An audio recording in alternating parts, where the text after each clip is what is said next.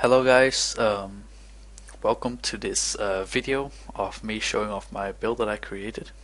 Um, the build is a dual Doryani's crit static striker. Yeah, the reason I chose Doryani's Catalyst for this build is basically, as you can see here, um, the nice things are the physical damage has really high physical damage. This one has 312 physical damage. The critical chance is not great, but it works with crit, so very well actually. So the crit is viable. Nice attack speed, so you crit often per second, of course. Apart from that, it has a very nice elemental damage on it, which empowers the static strike since it has the lightning conversion. So you basically scale off the weapon of the damage of the Doryani's Catalyst, and then it's amplified even more by the elemental damage. And it has the elemental leech, which is absolutely amazing because this build is doing a lot of elemental damage. And to make it even stronger, why not use two Doryani's Catalysts? Alright, so the elemental damage also applies to the Herald of Ash burn, which is really nice, so to actually burn the entire screen. Something else that's really nice is that socketed gems in the Doryani's Catalyst are supported by level 20 elemental proliferation, which is basically a 4-link where you can have your Herald of Ash in with the reduced mana, and you're already getting that prolif. I'll be getting to the links in a couple of seconds. Alright, so the pros and the cons about this build. The pros first. You get shock stacks, and that is not it. You also have a node in the passive tree over at the Templar, which gives you an additional 25% damage on shocked, ignited, or frozen enemies, and this guy will freeze pretty much everything. So it's basically an extra 75% damage. It has insane clearing, one hits most of the rares. It's a really low budget build. You don't need a lot of currency to make this possible. Even one Doryani would work very well. If you're new to the game, perfect build, lots of fun, and the elemental survivability is really great. Then the cons, of course, is the physical damage negation. It will be hard, and choosing Abysses as Helm makes it even harder, but we'll get to that. Alright, next up, got character statistics. I had a tooltip of 99k DPS. That was with power charges and with Aziri's Promise. Also, it was without melee splash. It had added fire damage, so it was basically the most damage that I could make in a 5-link right there.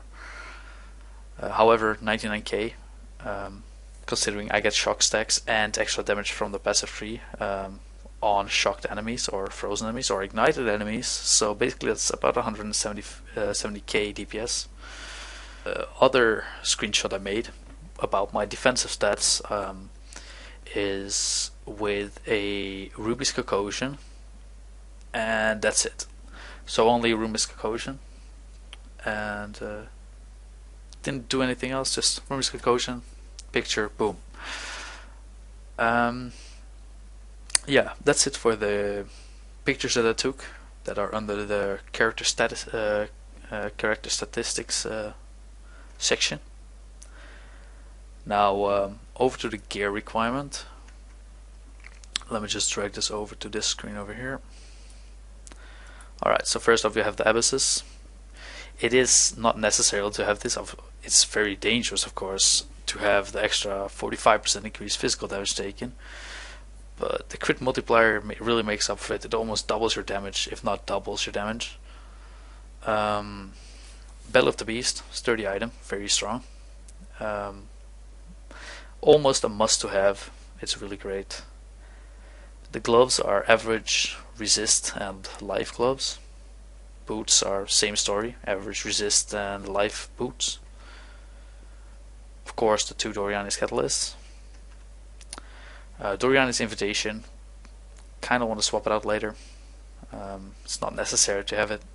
It has nice resistances and nice leech, so why not for now? Rings are just basic life rings. Probably want to swap it out with nice diamond rings later. And this amulet is actually pretty amazing. Crafted it a long time ago, and it basically has the stats that I could wish for this build. Alright, now over to my flask choice. As you can see, I still don't have a flask here. Kinda still want that crit recharge flask instant. But that will come eventually. Apart from that, I have a quartz flask with remove bleeding, because you don't really use that flask a lot, so it is nice to have remove bleeding on that one, in my opinion. Also, it's nice to get through monsters. Rumi's Ocean, just simply amazing. Unfortunately, it's kinda expensive now for a legacy one. Of course, a Quicksilver flask. Every build should have at least a Quicksilver flask. So that's that. And a Zeri's Promise for life regen, damage, why not? It's always fun to have one. Alright, so now we go over to links and gems. Here we go. As helmet, I have Abysses, having red, red, red, red, with cast when damage taken, Enduring Cry, Immortal Call, and increased duration. Now the level of the cast when damage taken is 7. Enduring Cry is 9, and Immortal Call is 8. Increased duration just as highest level as possible, because you want it to last for a long time. Alright. So the chest, Belly of the Beast, as 5 link, I choose to have 5 red sockets. Static Strike, Multi Strike, Weapon Elemental Damage, Melee Physical Damage, and Melee Splash. You can swap this one out with added fire damage, as shown here. However, you lose a lot of the AoE damage, and I kind of like Melee Splash a little more, because you will have enough damage anyway. As for 6 link, basically the same, but you add in the added fire damage. Could do increased critical damage or critical strikes, either of them. However, that's optional. Possibly lightning pen or something like that. Gloves. Currently, my gloves are not doing anything. They are just holding some gems. Probably swapping it out for auras later, as shown here. Boots. Red, blue, blue, blue. This is where the magic comes in. It has, as you can see here, reduced mana with Herald of Thunder and Assassin's Mark and Curse on Hit. What will happen is that every time you walk past an enemy that gets the light Herald of Thunder passive on it, it will give it a Assassin's Mark. Killing it will give you power charge, so you will be able to sustain your power charge throughout an entire map. Very viable, very nice. I love it. Yeah, so that's it for the boots. Excuse me. There we go. Alright, so my first weapon, Doryani's Catalyst. I have a Herald of Ice. Now, I know the Herald of Ice does not do anything with Eli Prolif, but it's just I didn't have anywhere else to have it, and I might as well have it there. It does take a little more mana, but that doesn't really matter. Herald of Ash and reduced mana. Herald of Ash is amplified with the Elemental Prolif, giving it a nice burn throughout the entire screen.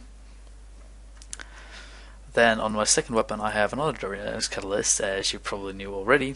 In there I have, currently mine is corrupted, so it's not ideal, but the ideal link in here would be green, red, red, having faster attacks, leap slam, and endurance charge on stun.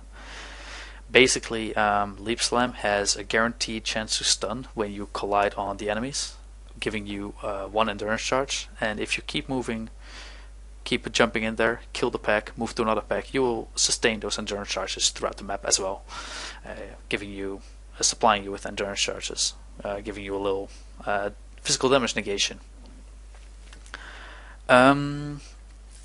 Alright, moving on to the bandit points. Let me just open up this here. Bandit points, as shown here. Normal, you help Oak for 40 life. You want as much life as possible.